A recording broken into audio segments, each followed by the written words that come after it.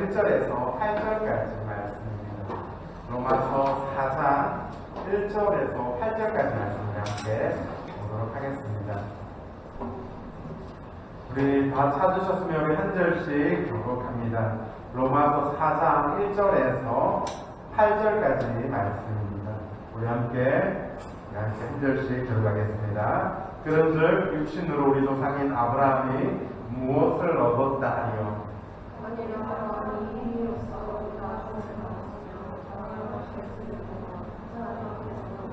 성경이 무엇을 말하느냐? 아브라함이 하나님을 믿음에 그것이 그에게 의로 여겨진 바 되었느니라.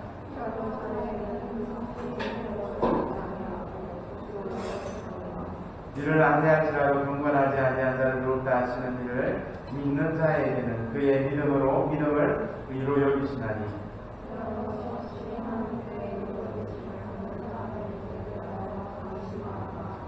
불법이 사함을 받고 죄가 가리워짐을 받는 사람들은 복이 있고 주께서 그 죄를 인정하지 아니하시는 사람은 복이 있도다함과 같으니라. 아멘. 이제 우리가 계속해서 보고 있는 이 로마서는 이제 새로운 국면을 맞이하게 됩니다. 사도 바울은 3장에서까지 모든 사람을 대상으로 하나님의 의를 계시함에 대해서 말하였습니다. 이제는 4장부터 오늘 본문 4장부터 사도 바울은 아브라함을 중심으로 하여 하나님의 의로 곧 믿는 자들에게 대한 신의를 말하고 있습니다. 아브라함의 예를 통해서 사도 바울은 하나님의 신의를 설명하고 있습니다. 의롭게 된다라는 것에 대해서, 의로워진다라는 것에 대해서 사도 바울은 지금 아브라함의 예를 들어 말하고 있습니다. 원리와 원칙은 이미 앞에서 소개되었습니다. 율법의 행위로는 어느 누구도 의롭게 될 수 없기 때문에 하나님의 은혜에 의지하여 값없이 믿음으로 의롭게 되어집니다. 그리고 그 값없는 은혜와 믿음의 중심에는 예수 그리스도께서 계시다라는 겁니다. 아브라함의 믿음과 또한 이를 통해 이루어지는 신의는 이러한 구속의 특징을 매우 분명하게 우리에게 말해주고 있습니다. 특별히 사도 바울은 의롭다함을 얻은 이 아브라함이 율법의 행위가 아니라 믿음 때문에 의롭다함을 얻었다라는 것을 강조하고 있습니다. 이러한 강조는 계속되는, 전에도 계속되었던 이 독백적인 문답을 통하여서 사도 바울은 특별히 또 다윗의 그 시편을 인용하면서 신의와 또한 복, 이것을 연결해서 말하고 있습니다. 성도의 복은 육체의 일함이 없이 오직 은혜로 값없이 예수님을 믿는, 예수 그리스도를 믿음으로 칭의를 얻는 데 있다라고 말하고 있습니다. 하나님의 백성들이 인생을 살아가면서 누리는 복은 다른 것들이 아니라 바로 하나님의 자녀로 의롭지 못하지만 하나님께서 우리를 의롭다 인정해 주셔서 하나님의 자녀가 된 이것이 축복이며 은혜다라는 것을 말하고 있습니다. 사도 바울은 믿음으로 의로워진다는 것을 증명하기 위해 믿음의 조상 아브라함과 또한 이스라엘 역대 왕 중 가장 이 이스라엘 백성들이 좋아하는 이 다윗을 인용하면서 말하고 있습니다. 이 두 사람은 마태복음의 첫 구절에서 예수님의 조상 대표로 나타나는 인물입니다.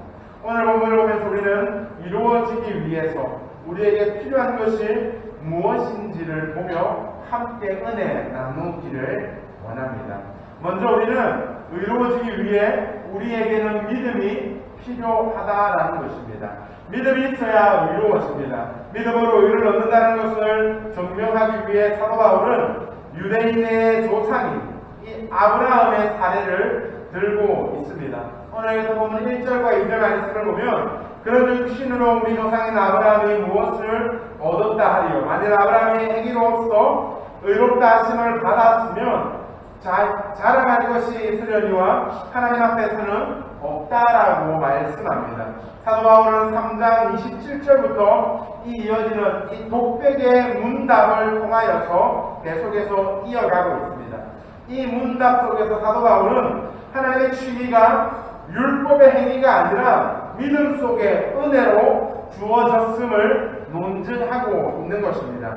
이때 사도 바울은 믿음의 조상인 이 아브라함을 예를 들어 칭의가 실제적으로 어떻게 이루어지는지를 말해주고 있습니다. 아브라함은 믿음의 조상으로 그의 삶과 여정은 모든 유대인들에게 있어서 믿음의 모델을 제시하고 있습니다. 이들은 아브라함이 할례자의 아버지로 율법을 잘 준수해서 의롭다함을 얻은 줄로 착각하고 있었을 것입니다.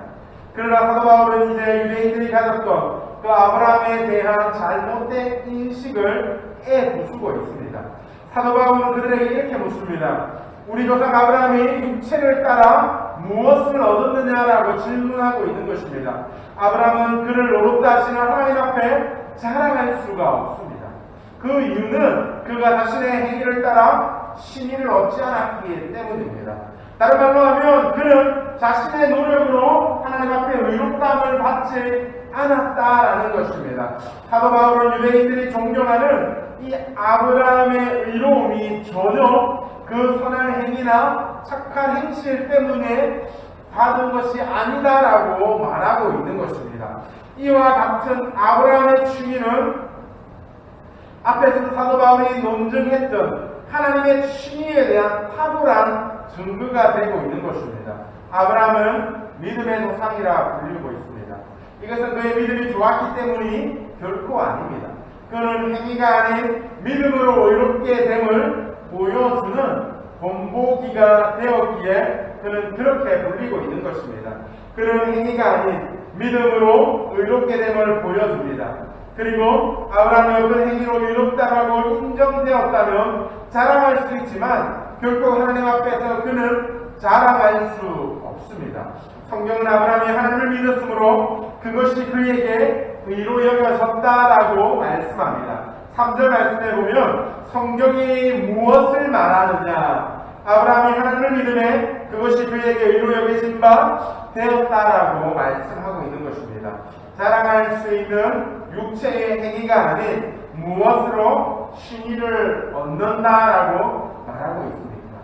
성경이 여기에 대해서 무엇이라고 하는지 바울은 창세기 말씀을 인용하고 있습니다. 아브라함이 하나님을 믿음에 그것이 그에게 의로 여기신 바 되었다라고 말씀하는 것입니다. 사도 바울은 아브라함의 믿음과 하나님의 칭의를 연결하고 있습니다. 특별히 칭의의 대목에서 바울이 사용하고 있는 단어에 우리는 주목해 보아야 합니다.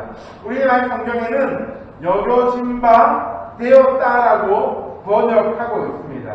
하지만 사도 바울이 사용한 단어는 간주되었다라고 번역할 수 있는 단어입니다. 아브라함이 하나님을 믿으니 하나님이 그것을 의로 간주해 주셨다라는 것입니다.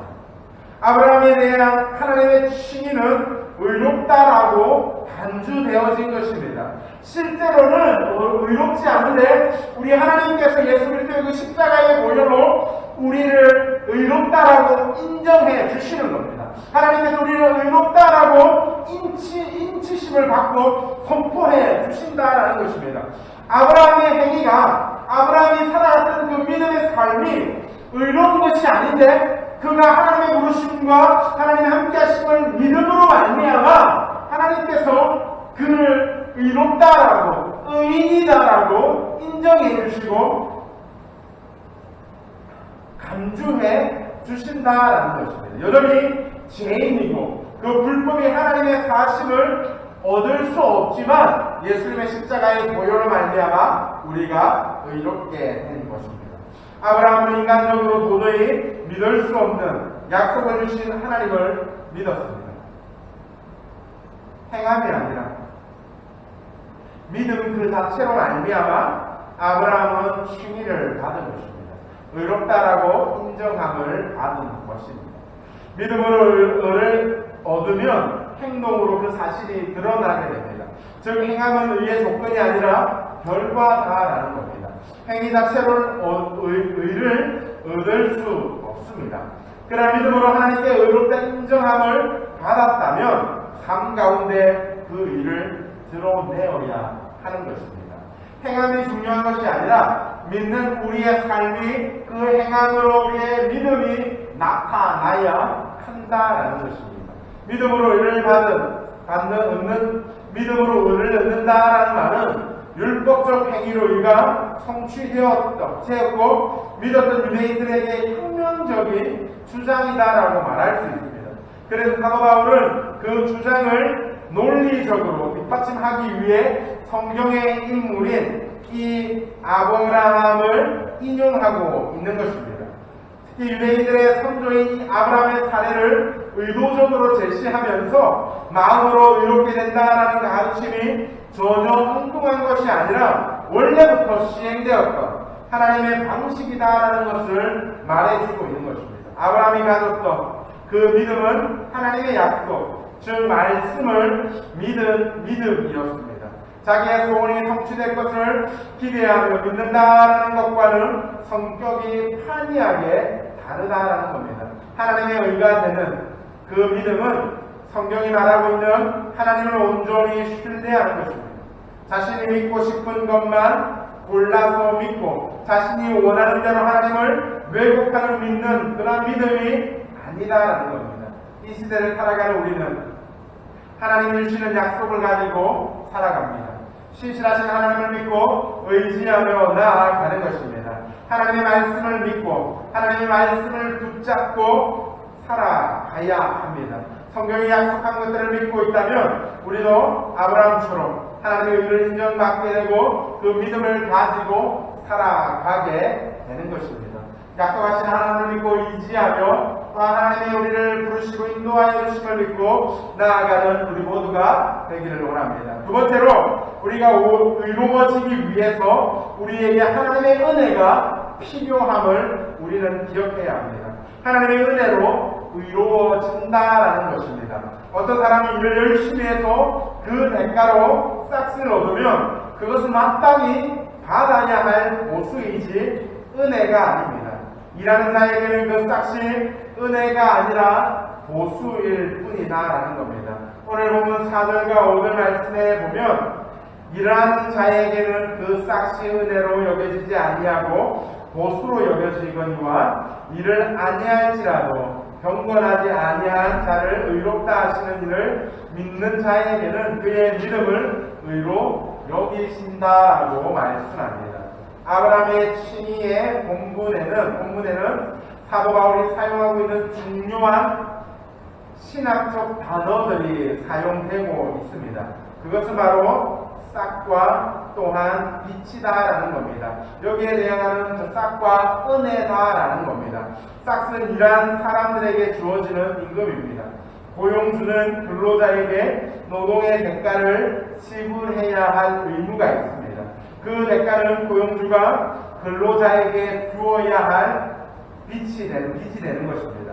일과 싹을 둘러싼 관계가 하나님과 사람 사이에도 그렇게 나타납니다. 율법의 행위가 이 둘의 관계에 대입될 수 있습니다. 율법의 행위는 사람의 육체적 노동에 해당됩니다. 그리고 그 일에 대한 하나님의 의무적으로 싹을 지불해야 합니다. 하나님께서는 사람들이 일한 대가를 지불할 채무가 있다라고 볼 수 있습니다. 하나님이 사람의 율법의 행위에 대해서 지불해야 하는 대가를 칭의라고 말합니다. 이렇게 주어지는 칭의는 은혜로 선물로 주어지는 것이 아니라 그 일에 대한 싹스로 임금에 해당합니다. 이를 사전이 잘 나타내고 있는데 그러나 율법의 행위를 만족시킬 어느 누구도 이 땅에 존재하지 않는다는 것이 문제입니다. 이 땅을 살아가는 그 누구도 완벽하게 하나님의 율법을 완성하고 완전히 지킬 수 없습니다. 그래서 이 율법의 행위를 통해서 그 대가를 얻어낼 수 있는 사람은 한 명도 없습니다. 의인은 아무도 없다라는 겁니다. 하지만 하나님은 일하지 않는 믿는 이들에게 일한 것에 상응하는 대가를 우리에게 지불해 주십니다. 이것은 의무로 주어지는 것이 아니라 은혜로 주어진다라는 것입니다.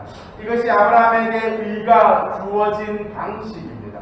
아무것도 하지 않았는데 받을 자격이 없는 우리에게 하나님이 은혜를 부어주시고 하나님이 우리를 의롭다라고 인정해 주시는 겁니다. 생각해 보십시오. 나는 하나님 앞에서 결코 의로울 수 없습니다.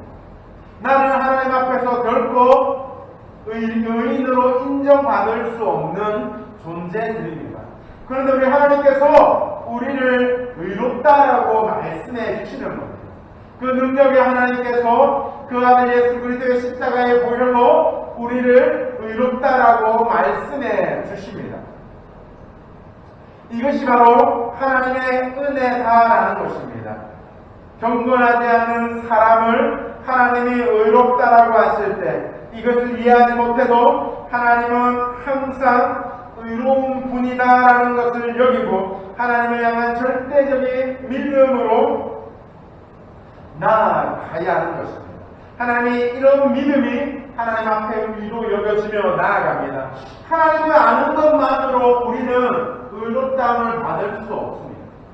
하나님을 아는 모든 사람들이 하나님을 살아계심을 믿고 있습니다. 하지만 그분이 나를 위해 이 땅에 오셔서 하나님의 놀라운 계획과 하나님의 함께 하심을 믿고 예수 그리스도의 십자가의 보혈을 믿을 때에 그 믿음으로 하나님이 우리를 의롭다라고 인정해 주시는 겁니다. 죄악을 저리는 사람이라 할지라도 하나님을 향한 진짜 믿음이 있다면 하나님은 그를 의인으로 간주하여 주십니다. 물론 이 말은 지속적이고 반복적인 죄악을 행하는 사람을 의인으로 여긴다라는 것이 아닙니다. 진정으로 하나님을 만난 사람이라면 지속적이고 반복적으로 죄악을 행하지 못하고 회개의 자리로 나올 수밖에 없습니다. 그리스도인을 포함한 모든 사람은 이 죄악을 전혀 범하지 않고 살아갈 수 없습니다. 우리 모두는 죄인이며 또한 늘 죄를 지으며 살아갑니다.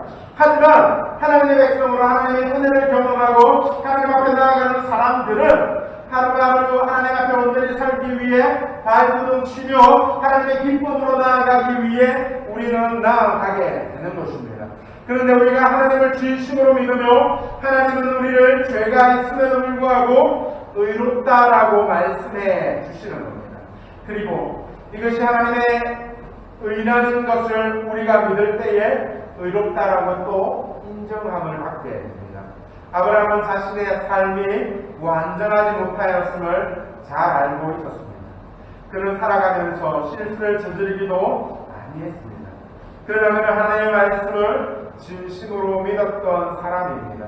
그래서 그는 고향을 떠나 아들을 기다렸고 그 아들을 하나님께 바쳤습니다. 이것이 바로 그가 믿음의 조상으로 추앙받는 이유입니다. 그리스도인은 삶으로 믿음을 드러내어야 합니다. 그러나 드러내는 모습 이전에 먼저 믿음 자체가 온전하여야 한다라는 겁니다. 하나님을 온전하게 믿지 않으면 의롭다라고 절대 인정받지 못합니다. 믿음으로 말미암는 의로움을 얻는 자만이 하나님 나라에 들어갈 수 있고 또한 이 믿음을 우리는 가지고 또 늘 우리의 삶 속에서 이 믿음을 점검하며 나아가야 합니다. 하나님은 우리가 예수를 믿는다는 이유로 하나만으로 우리를 의롭다라고 여겨주셨습니다. 이것이 전적으로 은혜가 아닐 수 없는 것입니다. 자격 없는 우리가 하나님의 은혜로 의롭다함을 받았습니다. 이 사실에 감사하고 기뻐하며 살아가야 합니다. 하나님의 은혜 덕분에 죄인이 아닌 의인의 삶으로 살아가게 하신 그 하나님의 은혜를 기억하며 우리를 구원하신 주님만을 믿고 살아가는 우리 모두가 되기를 원합니다. 세 번째로 의로워지기 위해 우리에게 죄사함의 은혜가 필요합니다. 죄사함이 필요하다는 것입니다. 죄를 용서받아야 의로워질 수 있습니다. 다윗은 무지막지한 죄를 저질렀습니다.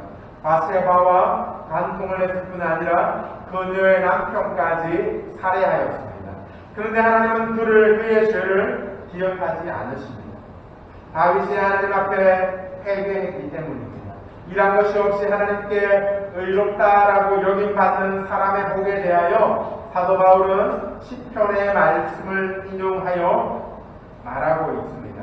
오늘 본문 7절과 8절 말씀에 보면 불법의 사함을 받고 죄가 가리워짐을 받는 사람들은 복이 있고 주께서 그 죄를 인정하지 아니하실 사람은 복이 있다 함과 같다라고 말합니다. 사도 바울은 값없이 은혜로 주어지는 그 칭의를 복으로 말하고 있습니다. 이 규정의 근원은 사도 바울 자신이라기보다는 다윗의 예를 들어 말하고 있습니다. 다윗은 값없는 하나님의 은혜로 칭의를 얻은 이들이 그 복을 노래하고 있습니다. 바울이 인용하고 있는 다윗의 시편 32편의 말씀으로 그는 인용하고 있습니다. 다윗의 시편을 통해서 드러나는 칭의 안에 담긴 먼저 죄를 불법을 사하여 주시고 또한 죄악을 숨기시며 죄인을 죄인으로 여기지 않는다라는 것입니다. 다윗의 복에 대한 이러한 규정은 일반적인 의의 모습과 일치하지 않는 특별한 복이 아닐 수 없습니다.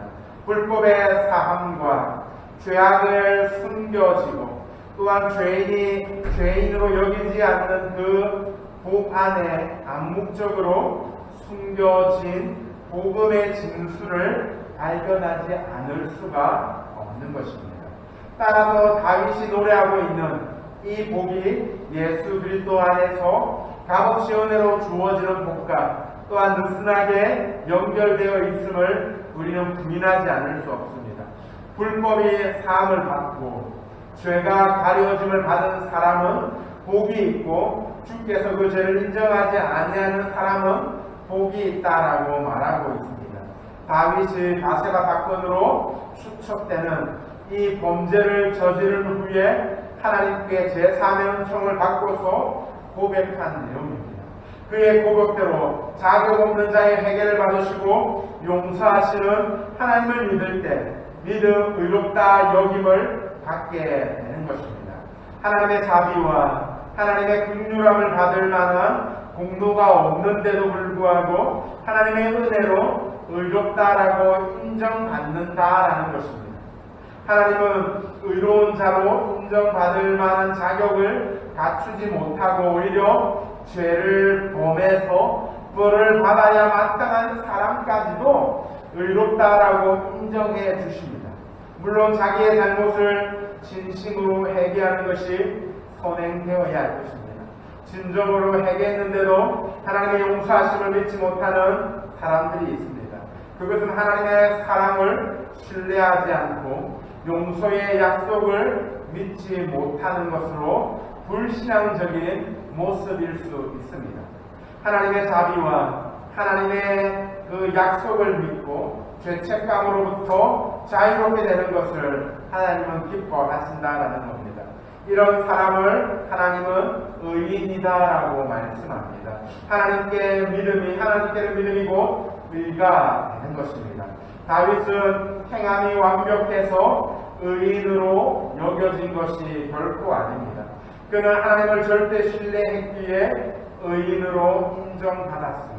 다윗은 아브라함과 더불어 이 마태복음 1장에서 예수님의 대표 조상으로 나타나고 있습니다. 아브라함과 다윗은 연약한 사람들이었습니다. 우리가 똑같은 사람들입니다. 그 믿음을 하나님은 기뻐 받으셨습니다.